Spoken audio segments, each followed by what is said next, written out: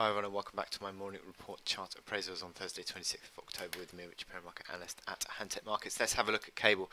And cable has broken this trend of lower highs over the past 4 or 5 weeks and breaking out to the upside. Strong bull candle, but that bull candle is being retraced to an extent today by a bit of a dip, 40 pips down.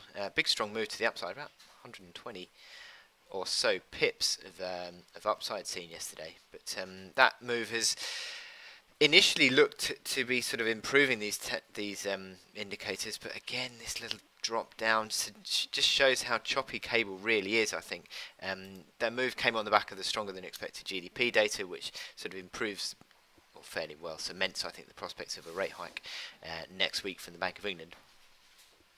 But the market has sort of dropped away again today as they're sort of unwinding the move a bit. I still think cable is sort of going to be choppy. I don't really see a sustained move to the upside. I cannot for the life of me see the Bank of England engaging in a sustained hiking cycle.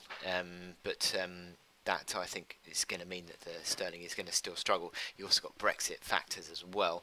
So yeah, it's going to be, I think, a continued choppy move on cable, and sort of reflective of the move, I suppose, today. But momentum indicators fairly neutral, having looked as though they were beginning to turn up, now sort of dropping back a little bit today. You see that move as the Europeans have come in, sold off on sterling, back below the 32.30 level.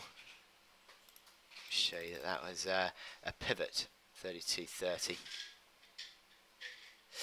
And well, moving above that pivot, as I said in the morning report, you're sort of more positively configured, but now having dropped below it, you sort of turn back towards a neutral within this sort of range play, I suppose, of the last few weeks.